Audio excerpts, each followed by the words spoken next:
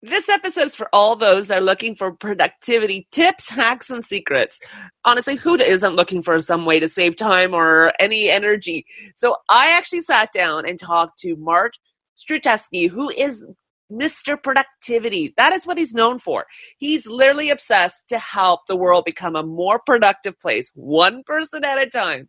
We end up chatting about so many different topics, from how getting fired was the best thing that happened to Mark, how it's time to start practice adulting, the notification cleanse, the power of ODA, which is outsource, delegate, automate, and eliminate, the concept of the not-to-do list, and more importantly, how complexity is the gateway to procrastination.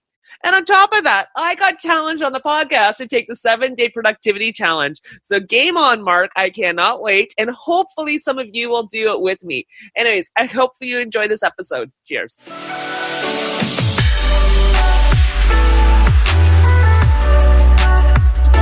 Welcome to the Can Innovate podcast. We focus on providing you with timeless professional development secrets and essential business life skills in a mini bite-sized format.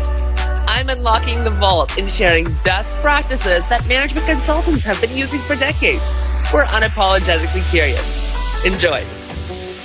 Okay, innovators, I'm pretty excited because I get to chat with the Mark Struczewski, who is literally the biggest productivity problem solver out there. In fact, he's got the name Mr. Productivity. So welcome, Mark. I am so freaking stoked that you are here. You know, I love being on other shows who are just as annoyingly, optimistically, and happy and high energy as I am. So this is awesome. It must be all the caffeine I drank. I'm going to go with that. I mean, not only are you, seriously, I am a huge fan of your podcast. And honestly, guys, you got to check out his podcast. It's actually so easy. It is the Mark Struczewski Podcast. You can't get any harder or easier than that. And I'll put the link in there. It is a productivity themed podcast. It is the smallest bite-sized podcast, and it's such value bombs within, I swear, 10 minutes. I'm always like, yes, that's how I'm going to tackle this. This is how I'm going to do this. Because you always have these great little nuggets of wisdom that I'm just like, yes, I love it. I'm so stoked beyond belief. And on top of that, you don't just don't do the podcast. You're an author, you're a trainer, workshop facilitator, a speaker. You've just got it all. Well, I really appreciate that. And if any of the listeners are going, what's true? All you have to do is you go to any podcast player, you type in the space Mark with a K space STRU, it'll come right up. Or you can go to my website, MrProductivity.com. Mr. is all spelled out. I just created the podcast because I want to serve as many people as I can to help them be more productive. Because as you know, every day our world gets increasingly distracted, and I want to help people with simple strategies. I'm a big fan of simplicity, simple strategies on how we can be more productive. And I have to be honest, I've used your strategies, and they actually really, truly work. Even though I'm like, can I do this in my personal life? And then sure enough, I do it, and I'm like, oh, why didn't I think about it? It's just so great that there's such a topic that you're dedicating really great time and effort into, because we all struggle with it, and it's so amazing. So out of curiosity, how did you really get into productivity of all things? It started with me being fired. Back in July 2005, I was fired from my job at a local hospital. And so I didn't know what I was going to do with my life. And so I decided I would be an entrepreneur. I couldn't spell it, didn't know what it was. I would be one. And so the first thing I wanted to do was become a wedding and portrait photographer. But I failed. The good thing that came out of it, though, is, now keep in mind, we're talking 2005. Now look at social media. Think back, if you can, to 2005. Yeah. Everything was in its infancy. And I said, I want to promote my business unlike anyone else. Everybody else at the time was doing direct marketing or Facebook and Twitter. And I said, I wonder if I could speak. I don't know where this idea came from, because when I was in college or I was in high school, I didn't like doing oral reports. But I went to one of my friends who was a professional speaker, and I said, can you give me some guidelines on how to be a speaker? And she goes, sure. So she gave me some help. And so I started going out at the time, speaking to people on how to be better photographers. The first time I spoke, my wife said, she looked at the audience and saw how engaging I was, and she goes, you shouldn't be a photographer. You should be a speaker. So I got rid of the camera, and then I had to figure out a topic. So I didn't want to talk about photography. A couple topics I came up with, which to this day I have no idea where I came up with them. One was called From Hopeless to Hopeful. Don't ask me. I can't explain that one. The other one was how to overcome roadblocks on your path to success. Note to self, when you're not successful, don't teach people how to be successful. So one day I'm on a phone with one of my coaches, and I was not having a good day. I was blue. I was sad. And he goes, what's going on? You're usually like upbeat and optimistic. I'm like, I love speaking. I love helping other people, but I don't know what to talk about. And he said, well, why don't you talk about productivity? And I said, I don't know where that came from, but why would you say that? He goes, because I know a lot of people, and you're like one of the most naturally gifted productivity people I know. You should share that gift with the world. And that, as they say, began the history of Mr. Productivity. Oh, and it's so great because you've been doing, I think your podcast has over 500 episodes. So this is not new to the game. You've been doing this for quite a few years. Yes, and what's amazing is if you know Gary Vaynerchuk, my podcast started because of him. In the spring of 2017, he did this Instagram Live or something like that, and he said, the future is voice and audio. Everyone needs to have a podcast.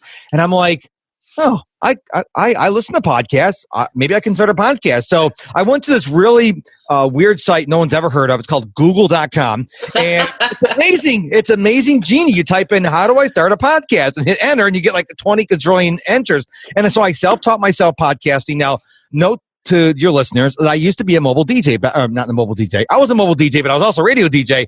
And so I'm like, wow, I have the computer. I went out and bought a microphone. I said, wow, could I do this? And I started podcasting July 7th, 2017, and I absolutely love it. I've released 502 episodes as of today, interviewed over 318 guests. Hopefully someday you'll be a guest on my show.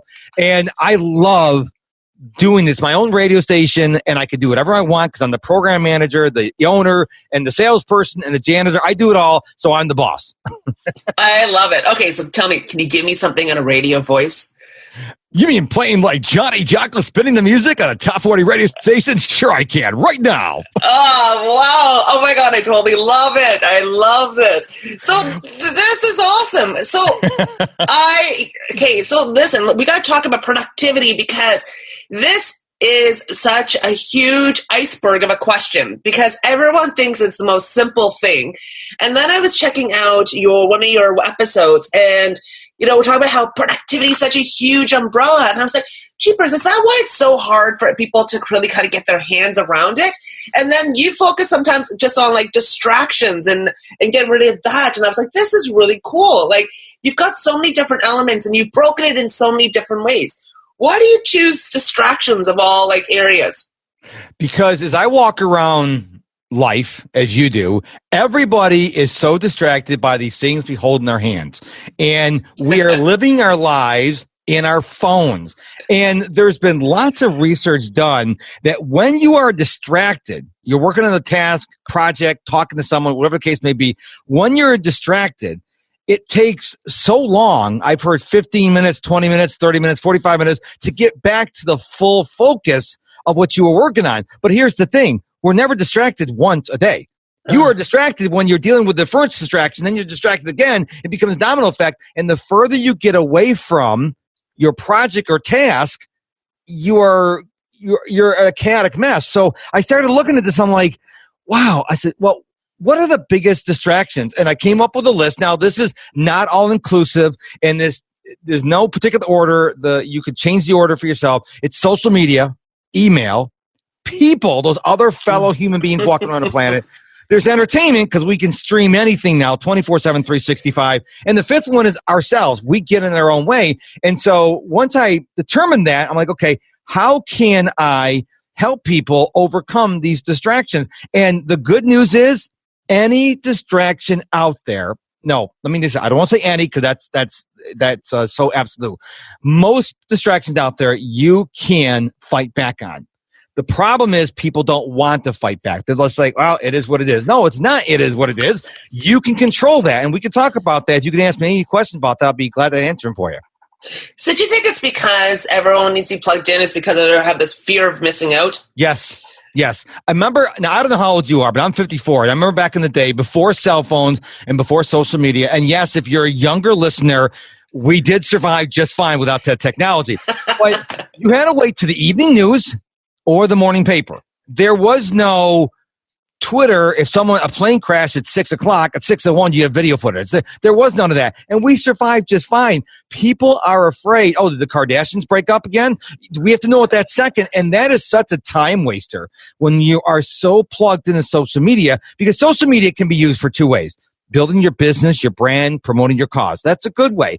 But when you're endlessly scrolling, and by the way, social media came up with endless scrolling on purpose so you never run out of things to consume on social media, ever. Okay, they don't want you ever to leave the platform until you die and probably beyond the grave. So they're not on your side. So that's why when you're on Instagram, Facebook, Twitter, whatever, and you're scrolling and you're scrolling and you're scrolling, that's by design.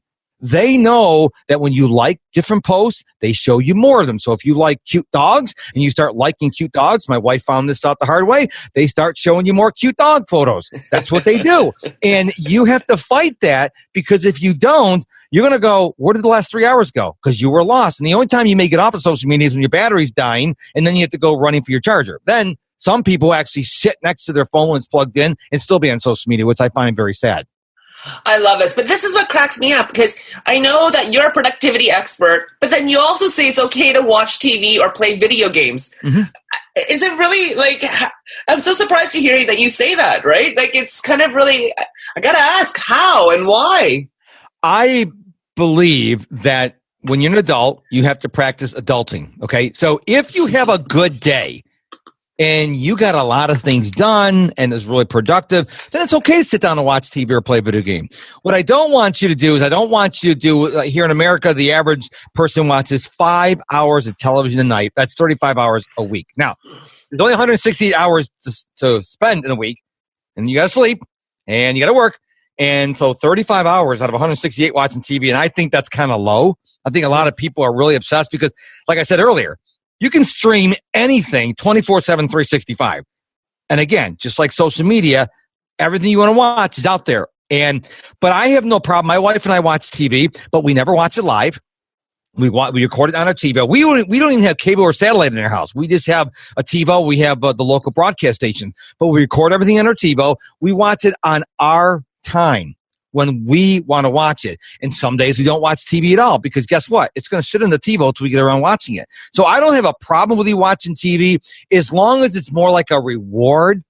But I can't tell you, who won. I don't watch Survivor, but to use the Survivor analogy, I can't tell you who voted off the island. I'm the guy when they say previously on the XYZ show, I need that because I don't remember what happened last week. I watch the show for enjoyment. I don't get sucked into the plot line and go, is he going to marry her? I don't get in that. I watch it for enjoyment, but I don't watch it 5-6 hours a night. So I think if you are mature enough and adulty enough to do a balance, there's nothing wrong with doing it, but you really got to be conscious of how much time you're really spending doing it. I love that. Practice adulting. I love that. I think it's going to be one of my favorite quotes from you. All right. So what are some of your tips and tricks that you can share with our listeners out there of things that they should be thinking about? Number one, disable nearly every single notification you have. I call it a notification cleanse. What I want you to do is on all your devices. Now, we're going to bold all. We're going to highlight it. We're going to circle it all. So you have, like I have an iPhone, an Apple Watch, an iPad, and a Mac. You do everything. You go through every notification. You go, okay, is this notification serving me? If it is, leave it on. If it's not, turn it off. Now, for most people, you need to have your calendar alerts on. You need to have your reminders on. I like having my credit card apps on. So if I'm talking to you right now and my watch says, hey, your credit card was just used in Dubai, that's a problem. So that's okay. Weather apps okay if you have a snowstorm or hurricanes coming your way. But you don't need social media on. You don't need email on. So look at all your apps. I have 120 apps on my iPhone. I think I have notifications turned on, maybe about 8 of them. So go turn off most of your notifications, okay? And I can't speak for my Android friends, but on Apple, you can actually say, okay, I want the notification, but I don't want it to make a noise whenever the notification pops up. So it'll appear on your phone, but if you're not looking at your phone, you won't see it. So there's ways to customize your notifications, but so many people have way too many notifications enabled, and their phones are going up all the time, which is distracting them because they're not focusing. They're looking at all the notifications. So that's probably my biggest tip, is to turn off most of those notifications. You know what? I just got myself a new phone, and that's one of the things I've been struggling with, is because all I keep hearing is ding, ding, ding, ding, ding. And I'm like, what am I missing? And it's amazing how much it actually makes you much more alert to things when you don't need to be alert to those things. Mm-hmm. And I always tell people, this is really going to hurt people to hear, but you're not that important, and neither am I. Okay. We think we have to keep checking our email and our text messages and our social media accounts. We're not that important. To our moms, we are, but to the world, we're not that important. We have work to do. We have needle-moving activities we need to do to promote our business, our brand, or our cause. And wasting time living in social media or living in email is not going to be conducive to growing whatever you're trying to grow. I love that. And the other one I love with your tips and tricks is that you talk about automation and outsourcing. I can't remember how the acronym went. ODAY, outsource, delegate, automate, eliminate. ODAY, automate, outsource, automate, delegate. No, ODAE. ODAY. ODAE. Okay, yes. Got it. All right. Outsource, delegate, automate, eliminate. I love that. How did you come up with that? I wish I had some kind of really sophisticated, science-backed reason to explain it, but I just came up with it. I just had all the the outsource, delegate, and I'm like, oh, wait a minute, ODAY. Oh yeah, there it is. And so that's it. Just came up with it. It's an inspiration. I wish I had a more impressive answer for you, but it literally just came to me. No, I love it, because honestly, it made me stop and think about a couple things about, when I was listening to your podcast, and I was just like, jeepers, why haven't I thought about, they're really in these different categories, right? Outsource, delegate, automate, and eliminate. Wow, I could actually get rid of a bunch of stuff when I started thinking about it that way. Do you know what my favorite letter is? E, for eliminate. We are doing so many things that maybe needed to be done, but don't need to be done anymore, or we're like, I've gone to people or I've had clients, and I'm like, well, why are you doing X? I don't know. Well, let's talk about that. Why are you wasting your time doing X? And you don't even know why you're doing it. And it's amazing. I hear silent, or I hear a bunch of on the phone. It's like, we have a problem, because if you identified something that you can't say, this is why I do it, that's a problem. Because if you don't know why you're doing it, why are you doing it? And maybe you should stop doing it. So I love the letter E. I think anybody, I don't care if you're the most productive person in the world, there is probably at least one thing that you can outright eliminate from what in your life. But it's so hard, because, isn't it? Because part of our guilt. It's comfortable. You're so used to doing it. You're on autopilot. You just do it, and you don't stop and think like, okay, why am I doing it? It's kind of like, imagine if you had a litter box in your house, but your cat had passed away. But every day you go in there to check the litter box. Okay, it's a silly example, but stay with me here. You keep going, there's nothing in there. Yeah, there's no cat anymore. And so I'm willing to bet you the listener right now is going, oh my gosh, I can think of 4 things right now that I'm doing that I have no idea why I'm doing anymore. Well, here's what you do. Stop doing them for a couple days. If the world doesn't explode, stop doing them permanently. Oh, that was good. That was a good insight I had right there. I love that. Because there's some things, maybe it's part of the guilt of not doing it, but you're right. It might not be a bad thing to test it out and see if I need to just drop it, because it's not worth anything anymore. Right. I agree. I love it. So tell me, can you give us another little tip or trick? Yes. When you're on social media, I want you to set a timer on your phone. Okay. Now, because most people, remember I told you about endlessly scrolling, and social media is not your friend. Most people get on social media for, air quotes here, a few minutes. And then 4 hours later, they're like, oh, what just happened? So what I want you to do is set an alarm on your phone, or a timer on your phone. I wouldn't do more than 30 minutes, but if you're getting cold chills on your back, then start with an hour, go to 45 minutes, then the 30 minutes. You set a timer on your phone. Now, go get an annoying app. Go spend 99 cents at your app store. You don't want something like Angels on Butterfly Wings. You want something really annoying. Several people suggested I come up with my own sound. I'm like, I don't have time for that. But go get an annoying alarm, something really annoying. Maybe it's your ex-husband, your ex-boyfriend, whatever the case may be. And then when that goes off, you get off social media. You need something that's going to jolt you to get off of social media, because guess what? You're not going to do it on your own. It ain't going to happen. You know what? Probably not. Now, you know where my guilty vice is?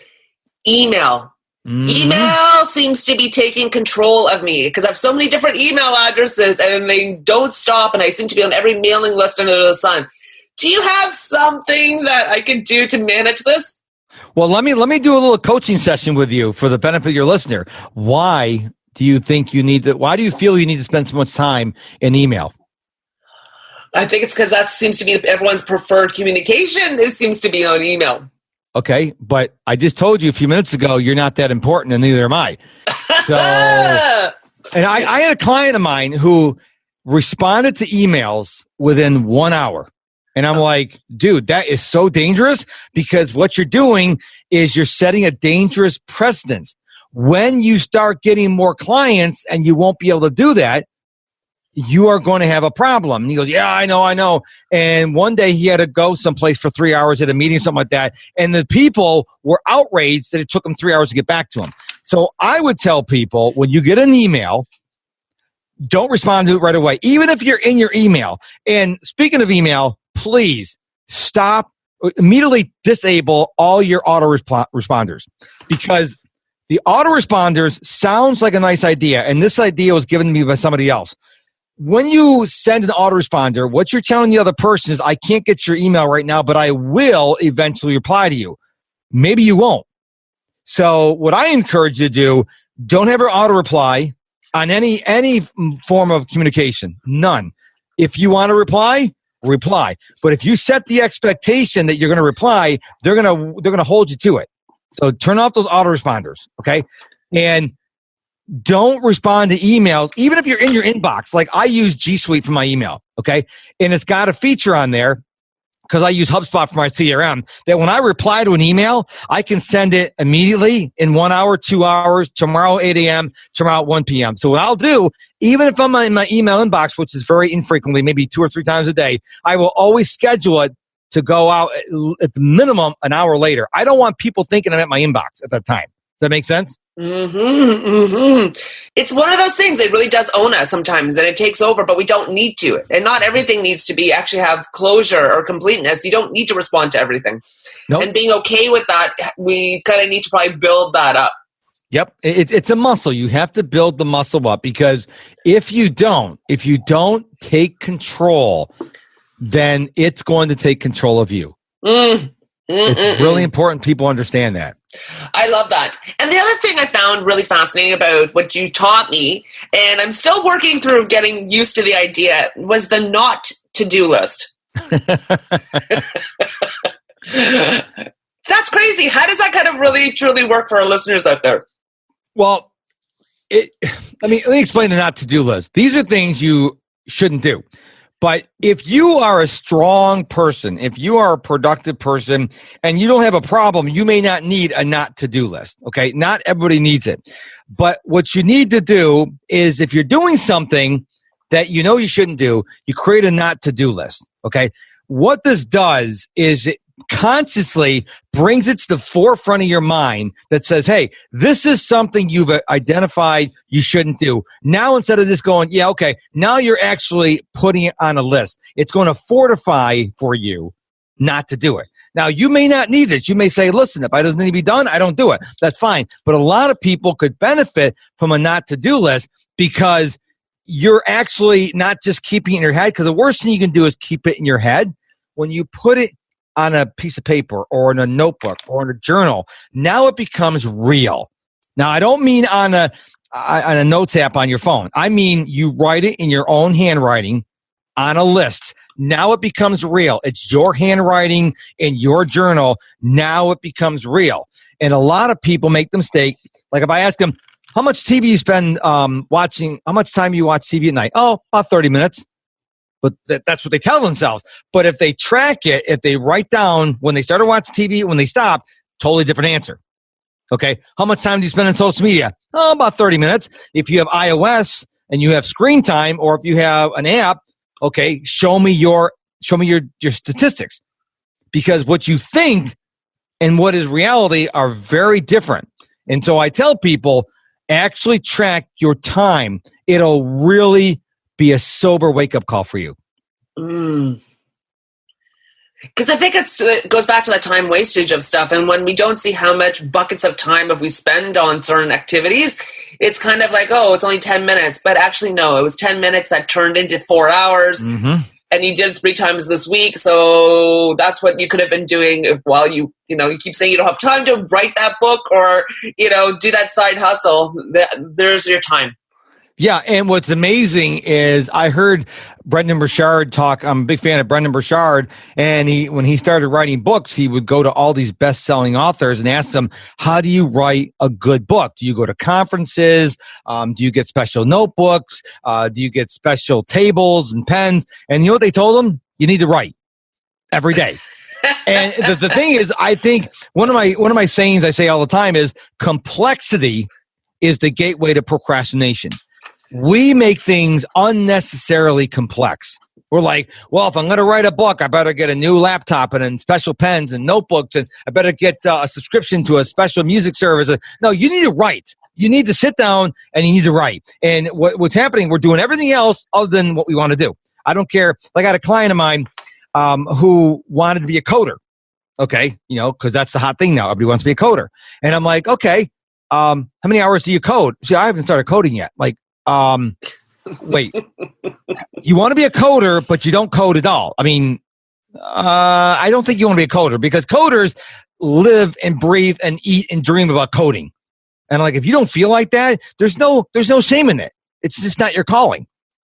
I love being a podcaster, and I'm a podcaster. I love being a productivity expert. I'm a productivity expert. I love, being active on social media. I'm active on social media. You can't say you want to do something and then don't do it, because then people are like, wait a minute, you're not doing what you say you want to do. So make sure whatever it is you want to do, you're actually going all in. You're not just thinking about it. And that's the worst thing you do is keep things in your head, because then it doesn't seem real. Because you tell yourself these stories and we have an active imagination. We start saying, oh man, I'm such a great podcaster. Oh, I am awesome. Top 20 podcasts. Dude, you haven't even started yet. Yeah, but someday, you haven't started yet. I mean, all the big podcasts started with one listener, them. And their mom, okay? Everybody starts out with that way. Unless you're Oprah, and then, it's already hot when she got into it. But still, you have to start. And everybody likes to look at the big high performers out there, how successful they are. But they don't realize that Tim Ferriss was rejected 37 times for the 4-hour work week. They don't see that part of the story. They don't see all the rejections all these other people got. They just see that where they are now. They don't see the journey. And I believe everyone is called to do something in this world. And when you find out what that is, and I didn't find out what that is until about 10 years ago, then you need to pursue it, because I believe that everyone has a gift in this world that we have to share with the world. But you can't do that spending like 20 hours a day watching TV or on social media. You got to go do that thing. I like it. And it's true. We just got to get more action-oriented and start somewhere as opposed to always planning, because I think you can get into that planning paralysis kind of piece. Yes, it is. You could sit there, like I said, you could pick out, what the exact area you're going to write your book in, and what drink you're going to have, and what the mug is going to be, and all this stuff, but you're not writing. You're not sitting there actually writing the book. And any author who's a best-selling author will tell you, to write a book, you write. To be a podcaster, you podcast.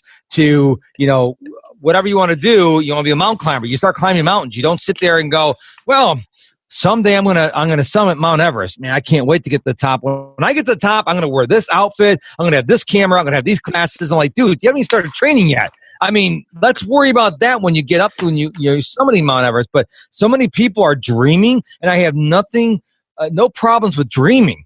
But for goodness sakes, you got to start doing some work. Honestly, you're so. This is like I'm drinking all the water that you're saying, because this is such a huge thing. Because we got to start talking about things in terms of action oriented versus, oh, I wish, I need, I think, or and doing all of that. The shoulda, coulda, woulda. But yes, you can. Yes, I love when Tony Robbins says the problem is we're shoulding all over ourselves instead of doing. Oh, I love that. So, all right. How, or better yet, what are some other great resources that you recommend?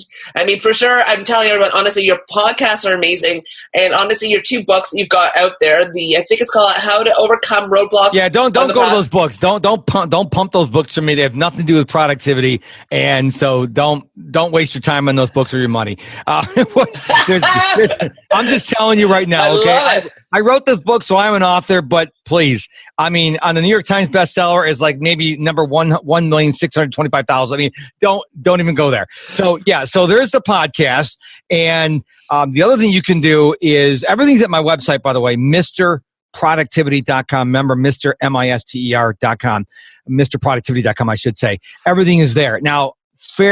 The full disclosure here, when you go to MrProductivity.com, you're transported to MarkStuczewski.com. You're welcome.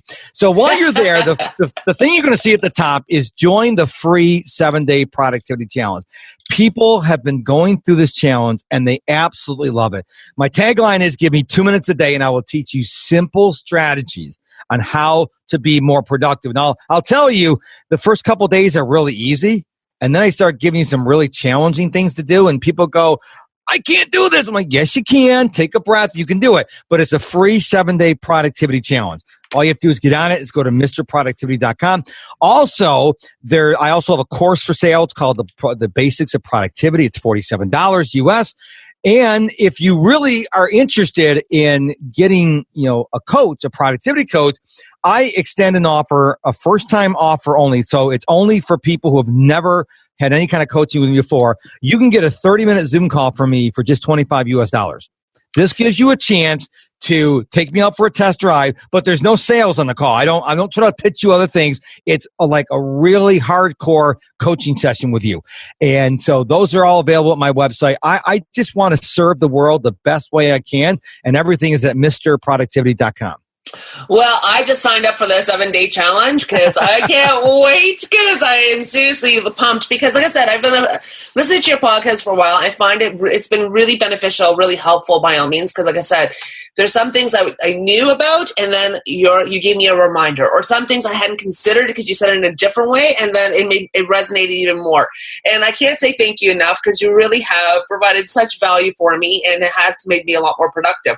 But I'm ready to take it to the next level. I want to hear from you via email after you get day 3, because I want to know because that's when people start tripping up. Day 3, 4, and 5, they're like, oh yeah, the first couple of days were easy. I'm like, you want me to do what? So I don't get a lot of responses on days 1 and 2, but day 3, 4, and 5, I get a lot of responses going, are you kidding me? So I'll be really interested to see if I get an email from you on those days. I will. Okay, good. Well, challenge accepted. Game on. We're gonna do this because, like I said, I get nothing. I don't lose anything. I just win if I find out more free time and more productivity. So this is going to be exciting. So excellent. Seriously, Mark, I can't say thank you enough. I mean, really, truly, I really, really appreciate it. Well, this has been such an honor to serve both you and your listeners. So thank you so much. And, if you don't want to sign up for the 7-day productivity challenge, just still find me on social media and say hello. I love hearing from people. I heard you on this show, or I listened to your podcast.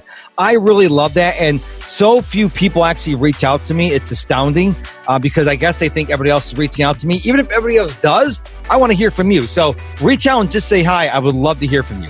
Absolutely. Absolutely. Oh, I'm definitely going to be reaching out on day 3 for sure. Thanks again, Mark. My sincere pleasure. Thank you so much for joining and listening to the podcast. If you enjoyed this episode or any other episode, please share with your friends and colleagues. You can share on social media, the email link, the newsletter, and so on. Let's continue to support these Canadian innovators and help them really grow into bigger brands. Awareness and knowledge is totally key. Anyways, I can't wait to talk to you next week. Cheers.